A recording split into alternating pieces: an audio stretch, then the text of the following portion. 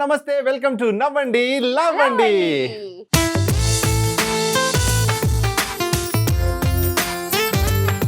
Intra full జోష్లో ఉన్నాడు అనిపిస్తుంది. నేను ఇప్పుడు జోష్లోనే ఉంటాను. తెలుస్తుంది. ఏంటి స్పెషల్ ఇవాళ? ఏం తిన్నా మధ్యాహ్నం? నిన్న తిన్నా.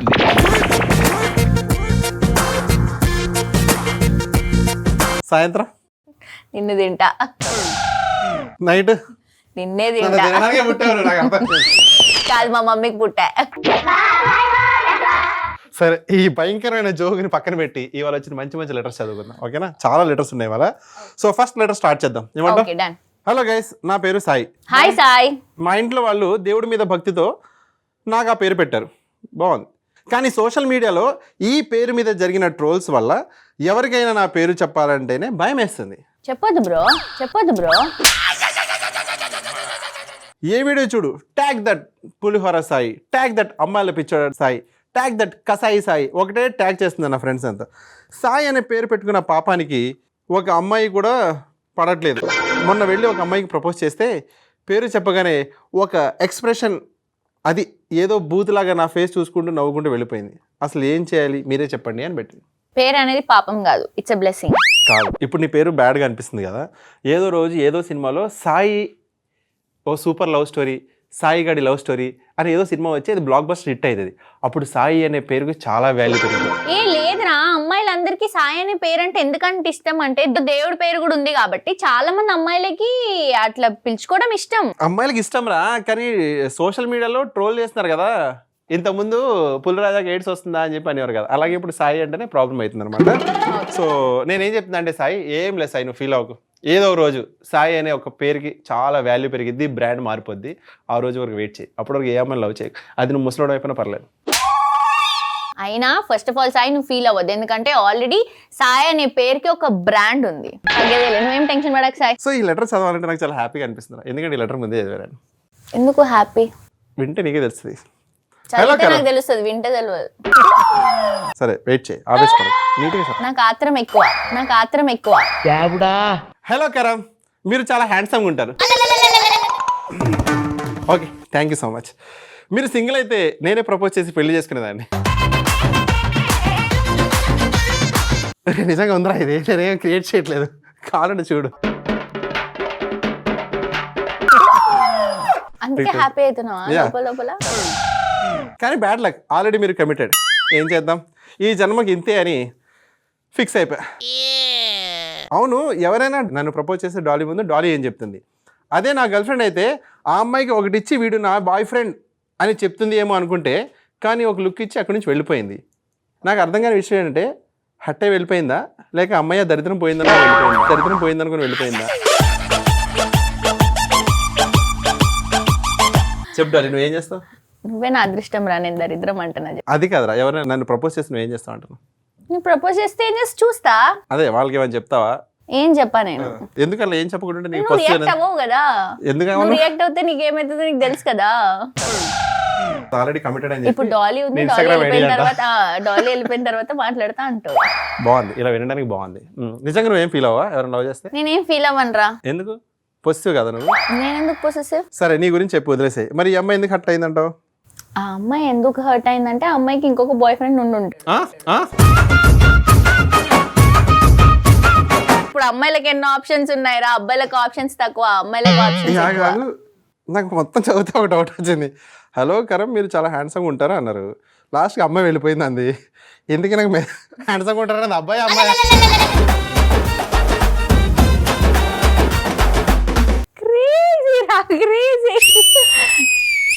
నాకు కూడా చాలా మంది అబ్బాయిలు మెసేజ్ చేస్తున్నారు. ఇన్స్టాగ్రామ్ ఓపెన్ చేస్తే మెసేజ్ మీద మెసేజ్. నాకు కూడా చాలా మంది అబ్బాయిలు మెసేజ్ చేస్తారు, బాడీ మసాజ్ ఫ్రీ అని చెప్పి. నా గురించి అడగట్లేరు, నీ గురించి అడుగుతున్నారు నన్ను.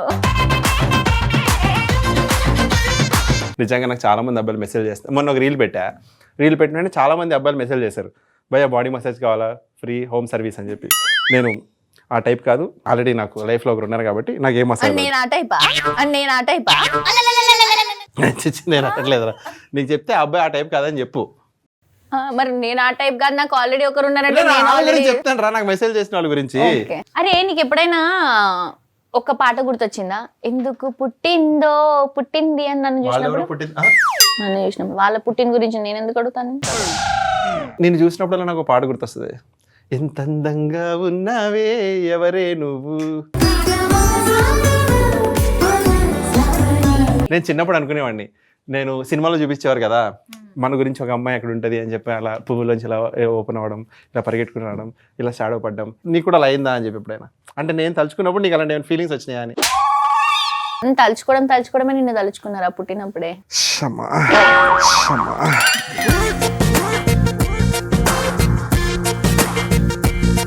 సరే లెటర్ చదువుదాం. Hello guys, hi hi. How are you? We are very very fine. This is Nitin. Hi Nitin. అమ్మాయిలకి అప్పుడప్పుడు మూడ్ స్వింగ్స్ ఉంటాయి. అమ్మాయిలకి ఎప్పుడు మూడ్ స్వింగ్స్ ఉంటాయి. అప్పుడప్పుడు బాగా ఒప్పుకున్నావు, కంగ్రాచులేషన్. ఫస్ట్ టైం లైఫ్ లో మూడ్ స్వింగ్స్ ఉన్న అమ్మాయిలే ఎక్కువ అబ్బాయిలు ఇష్టపడతారు. అసలు అమ్మాయిలకి అందరికి ఉంటారా? మొత్తం ఎంతమంది ఉంటే అంతమందికి మూడ్ స్వింగ్స్ ఉంటాయి. సరే మ్యాటర్ ఏదో చదువుదాం, ఇంకా మనకి ఇన్ఫర్మేషన్ తెలుస్తుంది. అమ్మాయిలకి మూడ్ స్వింగ్స్ ఉంటాయని తెలుసు, కానీ నా గర్ల్ ఫ్రెండ్కి 365 days ప్రతి చిన్న విషయానికి మూడ్ చేంజ్ అవుతుంటుంది. ఎప్పుడు ఎలా ఉంటుందో తనకే తెలియదు. తనతో ఉన్నంతసేపు థ్రిల్లర్ మూవీ చూస్తున్నట్లు ఉంటుంది. మూవీ 3 గంటలు అయితే నాకు 3 సంవత్సరాల నుంచి అలాగే ఉంది. అవును, మరి మీరు 3 గంటలు మూవీ కోసం అన్నని డబ్బులు పెట్టే బదులు ఇంట్లోనే ఉన్నప్పుడు ఇంకేంటి బాగా. అంతసేపు సినిమా చూడలేండి, పారిపోవాలనిపిస్తుంది ఎక్కడికైనా. నీకు అనిపిస్తుందా? అంటే నువ్వు అంత భయంకరంగా బిహేవ్ చేయవు కాబట్టి, మనిషిలా బిహేవ్ చేస్తా కూడా పర్లేదు. ఎప్పుడు ఏ ట్విస్ట్ రివీల్ అవుద్దో అని ఈగర్గా చూస్తున్నట్లు, ఎప్పుడు నవ్వుతుందో ఎప్పుడు ఏడుస్తుందో ఏం అర్థం కావట్లేదు. మూడ్ స్వింగ్స్ తనకి ఉన్న దాని ఎఫెక్ట్ నాకు ఉంది. నిజంగా అమ్మాయిలకి మూడ్ స్వింగ్స్ ఎక్కువ ఉంటాయా, లేకపోతే మనల్ని టార్చ్ చేయడానికి అది ఒక రీజన్ పెట్టుకొని వాళ్ళ ఫీలింగ్స్ని బయట పెడతారా? బేసిక్గా అందరూ అమ్మాయిలు ఇలాగే ఉంటారా? నువ్వు ఈ క్వశ్చన్ అడిగిన తర్వాత నాకు ఇంకోటి రేజ్ అయింది. అమ్మాయిలకు మూడ్ స్వింగ్స్ ఉంటాయని అందరికీ తెలుసు, 100% తెలుసు. కానీ ఆ మూడ్ స్వింగ్స్ని రీజన్గా తీసుకొని కూడా వాళ్ళు ఎలా బిహేవ్ చేస్తారు? హలో, అంత సీన్ ఏం లేదు. బేసిక్ గా అమ్మాయిలు చాలా సెన్సిటివ్ ఉంటారు కాబట్టి ఎవరిపైన కోపం చూపించాలో ఎవరిపైన కోపం చూపించలేదో అర్థం కాక, సరే ఎవడైనా భరించాల్సింది పక్కనోడే కదా, కట్టుకోవాల్సినోడే కదా అని వాళ్ళపైన చూపిస్తారు. ఇంతకీ మీకు ఎందుకు డౌట్ రావట్లేదు అబ్బాయిలకు ఎందుకు మూడ్ స్వింగ్స్ రావని? అందుకే రా భరించేవాడిని భర్త అంటారు. నేను అడుగుతున్న క్వశ్చన్ ఏంటి? ఇందాక భరించాలన్నావు కదా, దానికి ఫ్లో బాగుందని అక్కడ కట్ చేశా. అమ్మాయిలు మూడ్ స్వింగ్స్ తో పోలిస్తే అబ్బాయిలు మూడ్ స్వింగ్స్ నథింగ్. ఇప్పుడు నీకు చెప్పు, నీకు మూడ్ స్వింగ్స్ ఉన్నాయా? 100% ఉన్నాయి. నువ్వు ఎట్లా చెప్తావు? అంటే మరి 365 days ఉండవు, 364 days ఉంటాయి నీకు. బర్త్డే రోజు కొంచెం శాంతిస్తావు కదరా. ఇప్పుడు నీకు 100 సార్లు కోపం వస్తే ఆ 100 కలిపి నాదొక్క కోపం. ఇప్పుడు ఇలా బిహేవ్ చేస్తుంది, అది కూడా ఒక మూడ్ స్వింగ్.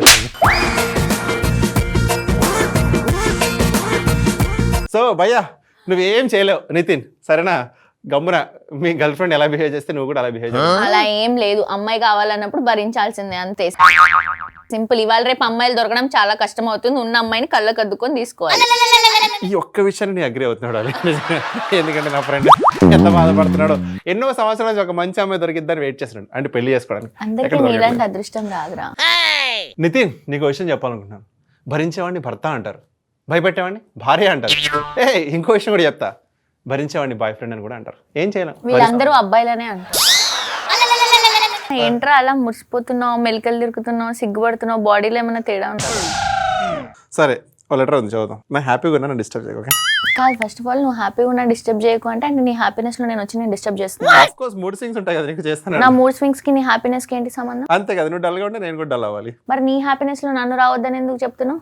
అంటే అంటే ఇప్పుడే నువ్వు అన్నావు కదా నేను హ్యాపీగా ఉన్నా నన్ను డిస్టర్బ్ చేద్దాను అంటే, నేను ఏమైనా కామెడీగా కనిపిస్తున్నానా నీకు? ఆఫ్ కోర్స్ కామెడీగానే కనిపిస్తుంది, కామెడీ షో కాబట్టి. అయితే నేను షో చేయాలి.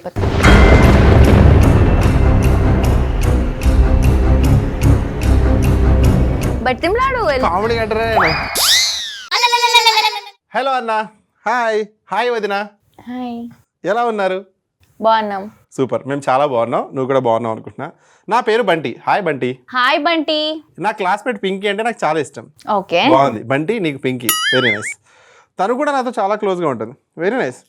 కానీ నేను ప్రేమగా ఏది ఇచ్చినా తను ఆ బబ్లు కాడికి ఇస్తుంది. ఈ మధ్యలో బబ్లు ఎవడు? వీళ్ళనా? వాళ్ళ అన్నేమో. ఎందుకు ఇస్తుందా గిఫ్ట్లు? ఏమో వాళ్ళ అన్న వాళ్ళ గర్ల్ ఫ్రెండ్. అందుకే తొందరపడ కోయిల ముందే కూర్చో. మ్యాటర్ చదువుతుంది. నేను కోయిలని కాదు డాలీ, నేను కోయిలని కాదు డాలీ. స్కూల్లో పిక్నిక్ వెళ్తుంటే పింకీ వాళ్ళ ఇంట్లో మనీ ఇవ్వలేదు అని ఫీల్ అవుతుంటే నా పాకెట్ మనీ తనకి ఇచ్చా. కానీ తను మాత్రం బబ్లు గాడికి పే చేస్తే నేను వస్తా, లేకపోతే నేను రానంటుంది. ఇదేం గోలా? ఇదెక్కడ ఫ్రెండ్షిప్ రమ్మావా? ఇదెక్కడ ఫ్రెండ్షిప్ రమ్మావా? పింకీ అంటే నా లవర్, అందుకే ఇచ్చా. అసలు వాడికి నేను ఎందుకు ఇవ్వాలి? అందుకే ఇవ్వలేదు. అప్పటి నుంచి పింకీ నాతో మాట్లాడడం మానేసింది. వాళ్ళు ఇద్దరు ఏ క్లాస్ చెప్పావా? నాకు మైండ్ డైజెస్ట్ అయితలేదు నాకు. నువ్వైనా చెప్పన్నా పింకీకి నాతో మాట్లాడమని. బబ్బులుని అడుగు, బబ్బులు ఫోన్ చేసి చెప్పు, బబ్బులు పింకీకి నాతో మాట్లాడు, ఖచ్చితంగా మాట్లాడింది. నేను చెప్తే వినొచ్చాను. స్కూల్లో ఎవరైనా లవ్ ఎంకరేజ్ చేశారా? ఏం మాట్లాడుతున్నావు నువ్వు? అది ఆకర్షణ మాత్రమే. అయినా ఆ అమ్మాయి ఆకర్షణ, మరి పింకీ అంటే ఆకర్షణ ఎవర్రా? ఆకర్షణ అంటే అట్రాక్షన్ అంటాను నేను. తెలుసా నీకు? తెలుగు రాదు కదా నీకు, ఇంగ్లీష్ కూడా రాదు. తెలుగు రాదు, ఇంగ్లీష్ రాదు, చదువు రాదు, మాట్లాడడం రాదు, యాంకరింగ్ రాదు, యాక్టింగ్ రాదు, వంట చేయడం రాదు.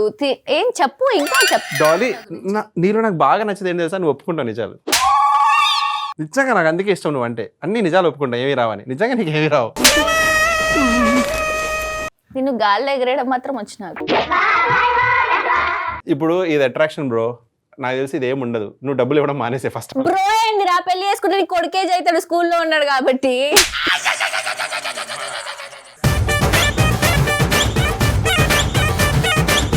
ఎందుకు హ్యాంగర్ పడతావు? ఎప్పుడు చూసినా ఏజ్ ఎంత అదెంత అని. నేను ఏజ్ ఎంత అని అడిగినా. ఇప్పుడు స్కూల్ పిల్లలు కాబట్టి ఆబ్వియస్లీ నీకు ఒక 5 years బ్యాక్, ఒక 6 years బ్యాక్ పెళ్ళై ఉండుంటే స్కూల్ పిల్లలు ఉండరా?